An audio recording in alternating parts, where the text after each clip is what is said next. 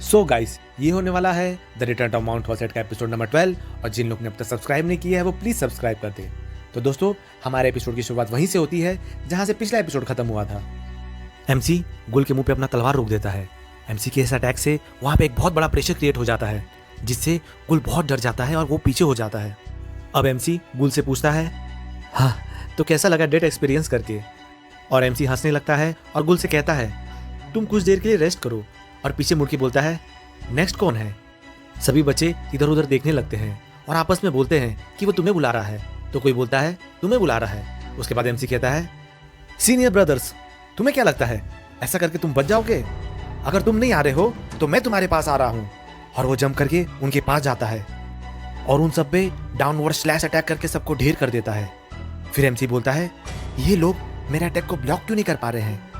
मैंने तो इन्हें पहले ही बोल दिया था कि मैं सिर्फ डाउनवर्ड स्विंग करने वाला हूं, फिर भी ये लोग मुझे ब्लॉक नहीं कर पा रहे हैं। तब गुल कहता है, क्योंकि तुम बहुत फास्ट हो, तुम इतने फास्ट और स्ट्रांग हो कि तुम्हारे अटैक के बारे में हम जानते हुए भी ब्लॉक नहीं कर पा रहे हैं। ये बात तो छोटे बच्चे को भी पता होगा।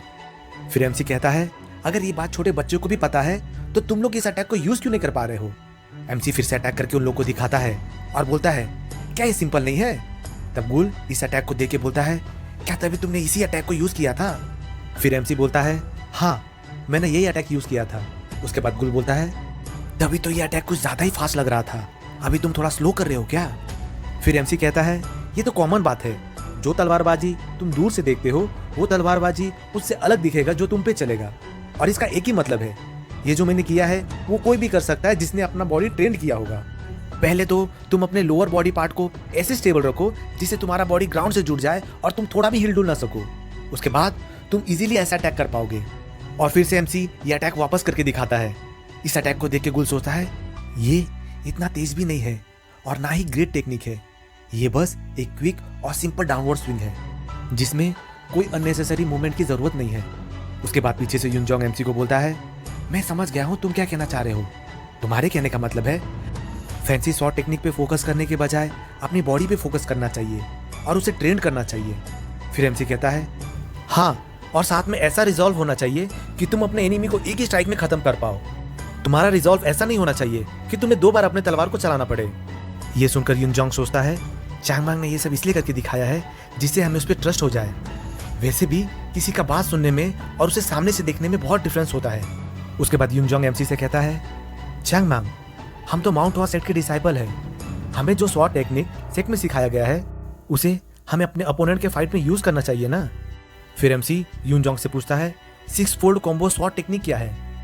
तो युनजोंग जवाब देता है, ये एक डाउनवर्ड स्विंग है। तो एमसी कहता है, क्या 6 fold combo sword technique mount हॉसेट से बिलोंग नहीं करता है? ये तो एक बेसिक स्वॉर्ड टेक्निक है माउंट हॉसेट का। तुम लोग ये बेसिक टेक्निक यूज नहीं कर पा रहे हो, लेकिन फॉलिंग पैटर्न स्वॉर्ड और दूसरा मेजर स्टेप्स यूज कर रहे हो। इस बात को अच्छे से याद कर लो, अगर तुम लोग 6 फोल्ड कॉम्बो टेक्निक को मास्टर नहीं कर पाए तो दूसरे टेक्निक सीखने का कोई फायदा नहीं। अगर कोई बिल्डिंग है जिसका बेस मजबूत ही ना हो तो वो थोड़ी सी आंधियों में गिर जाता है। और ऊपर से माउंट हॉसेट के जितने भी स्वॉर्ड टेक्निक है उसमें 6 फोल्ड कॉम्बो टेक्निक को एज ए बेस यूज करते हैं, इसीलिए इसे जितना जल्दी हो सके सीख लो। फिर गुल कहता है, मैं अब 6 फोल्ड कॉम्बो टेक्निक का इंपॉर्टेंस समझ चुका हूँ, लेकिन हम तुम्हारी तरह नहीं है। तुम एक ही हो यहाँ पे जो 6 फोल्ड कॉम्बो टेक्निक को इस लेवल पे यूज कर सकते हो। इसीलिए मैं तुमसे एक सवाल पूछना चाहता हूँ, तुमने जैसा कहा वैसा हम करेंगे तो क्या हम साउथर्न एस्टेट को हरा पाएंगे?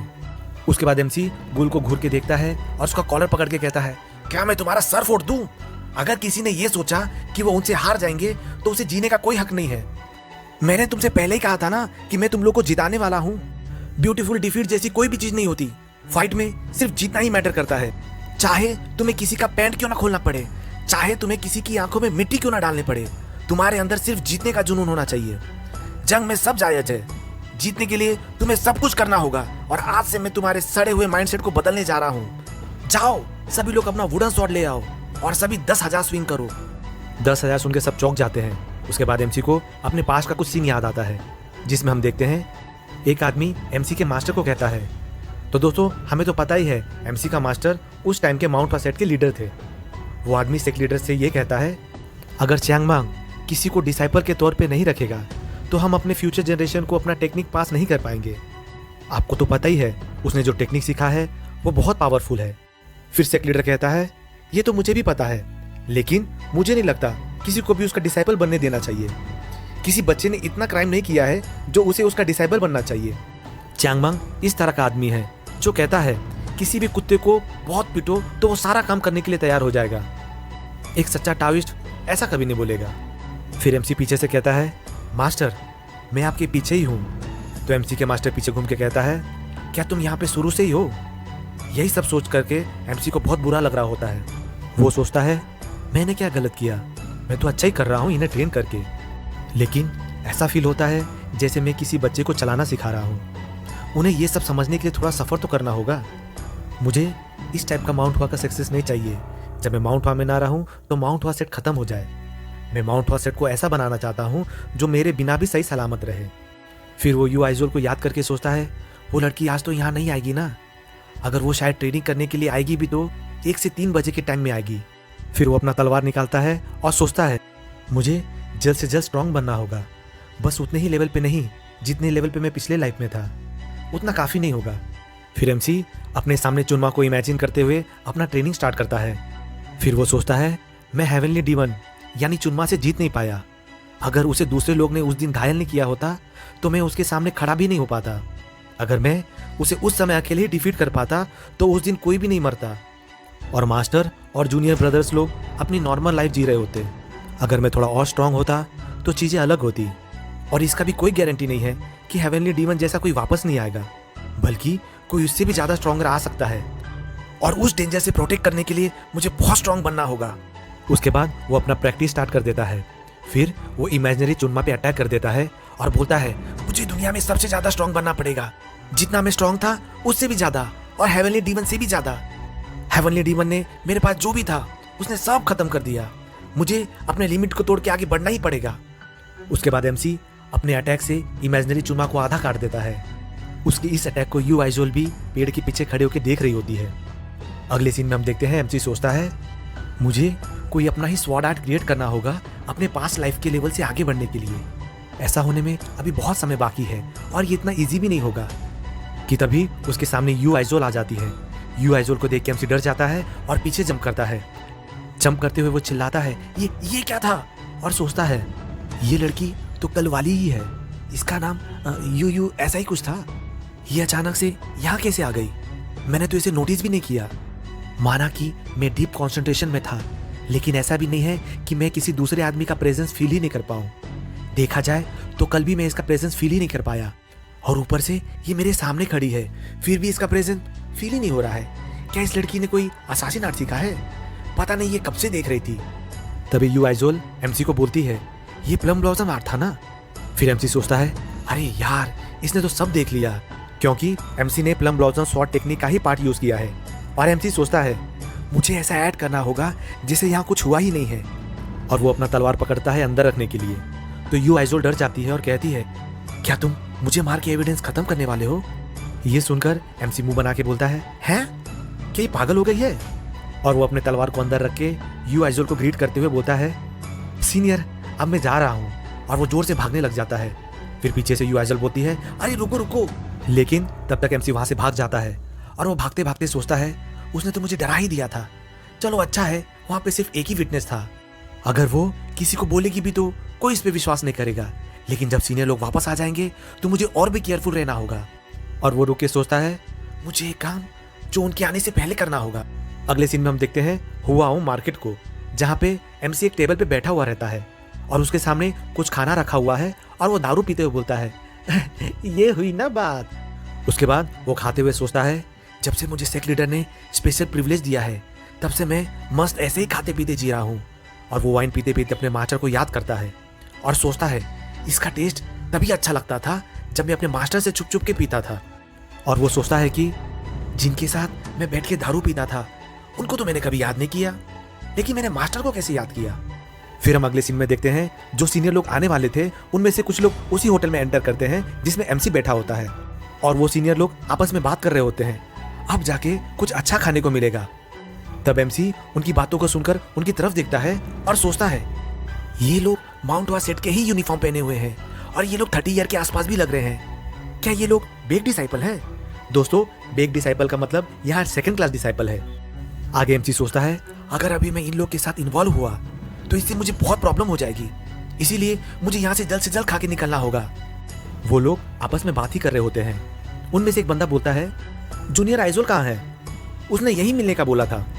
लगता है वो पहले माउंट हुआ ही चली गई, वो किसी की सुनती भी तो नहीं है। उनमें से एक बंदा खाना और शराब ऑर्डर करता है। ये देख के एमसी सोचता है, वो बस सेकंड क्लास डिसाइपल है और शराब ऑर्डर कर रहे हैं, वो भी खुलेआम। अगर उन्होंने ऐसा मेरे समय में किया होता और पकड़े गए होते तो उन्हें एक हफ्ते के लिए एक ही कमरे में बंद कर दिया जाता। फिर एमसी उन्हें देखते हुए सोचता है, बीच वाला बंदा सबसे ओल्डेस्ट लग रहा है। उसके बाद वेटर उन लोगों को शराब सर्व करता है।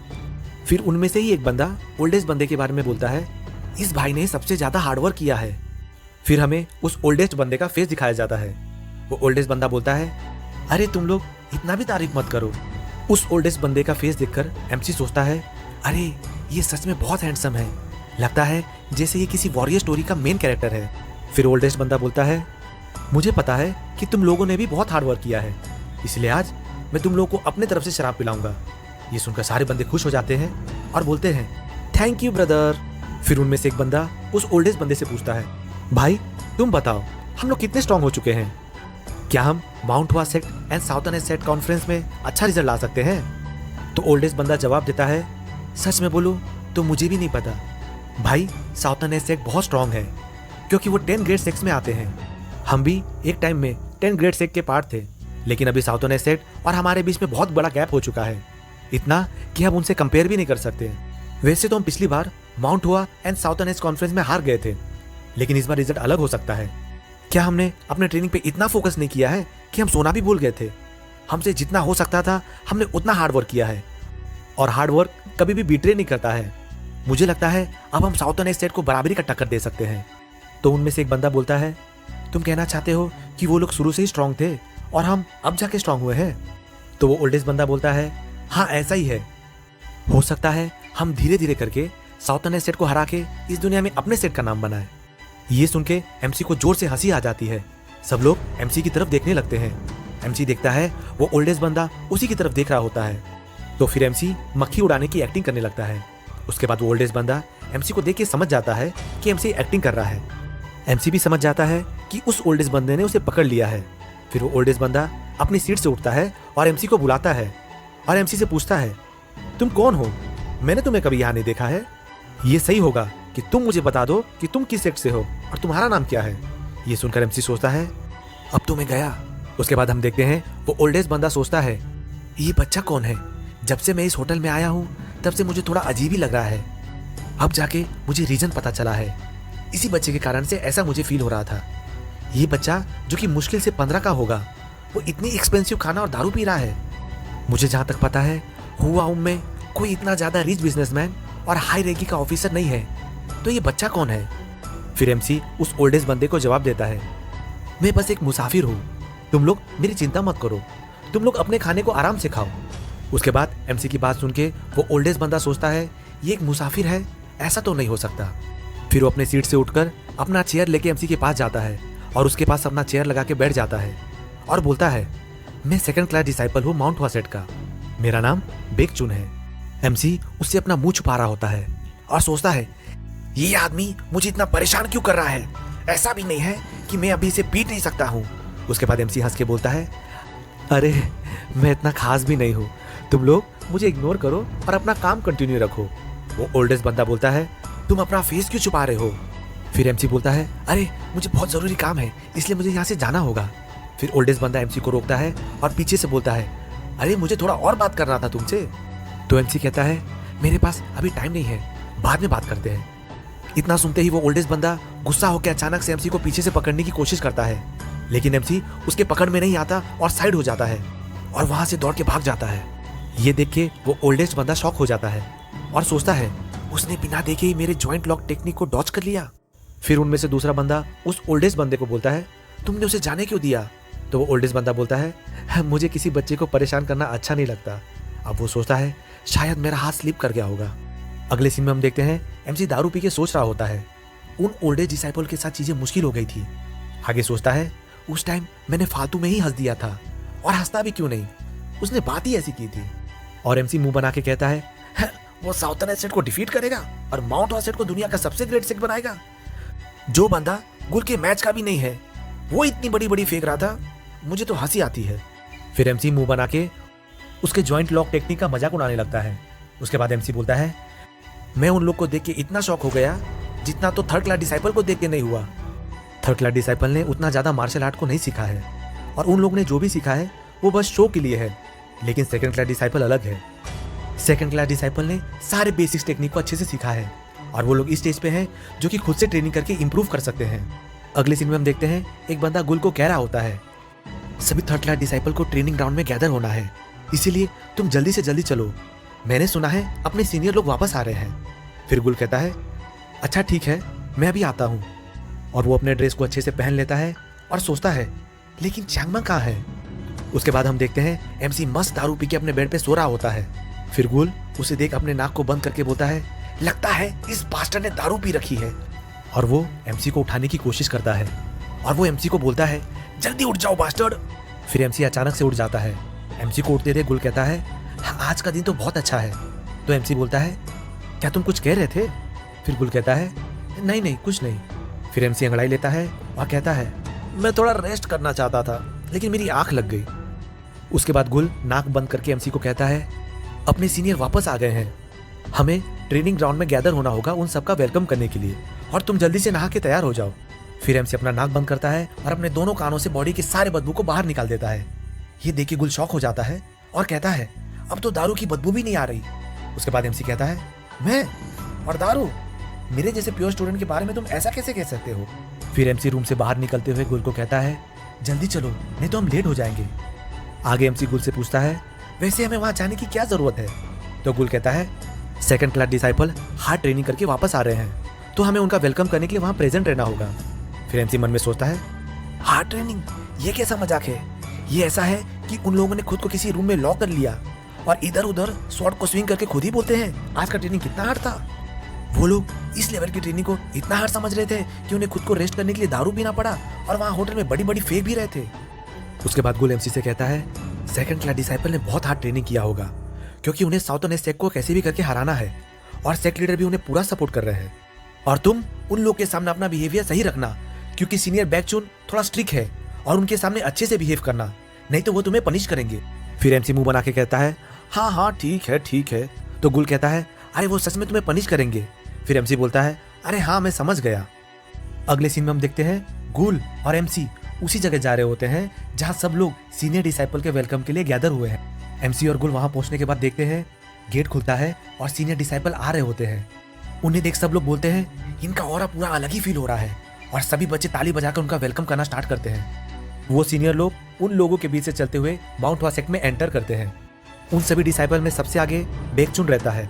बेकचुन को देख के एमसी सोचता है, ये सच में बहुत हैंडसम है। वैसे तो मैं पास्ट में बहुत हैंडसम था, मुझे भी सब लोग देख के बोलते थे तुम बहुत हैंडसम हो। ऐसी बात सुन सुन के मैं पक गया था, देखा जाए तो मैं इससे बहुत ज्यादा ही स्मार्ट था। वो ये सब सोच ही रहा था कि बेकचुन पीछे मुड़ के उसकी तरफ देखता है। फिर वो एमसी की तरफ जाता है और अपने कपड़े से उसके मुंह को ढकता है। इससे एमसी कंफ्यूज हो जाता है। उसके बाद बेकचुन बोलता है, मुझे पता था। और वो एमसी से पूछता है, क्या हम पहले मिल चुके हैं? हम देखते हैं उसने एमसी का उतना ही मुंह ढका था जितना एमसी ने खुद से होटल में अपना मुंह ढका था। फिर एमसी गुस्से से सोचता है, इस कमीने को मुझे तो पीटना चाहिए था। वैसे दोस्तों तुम लोग एक बात समझ जाओ कि एपिसोड खत्म हो चुका है, तो अगले एपिसोड का इंतजार करो। ओके, वैसे अगर वीडियो पसंद आया है तो वीडियो को लाइक कर दो, और अभी तक चैनल को सब्सक्राइब नहीं किया है तो वो भी कर दो, और इसे शेयर भी कर दो यार। और हाँ, कमेंट भी तुम्हें ही करना पड़ेगा। मैं मिलता हूँ जल्दी नेक्स्ट पार्ट के साथ, तो तब तक के लिए बाय बाय। एंड हाँ, in the last, thanks for watching.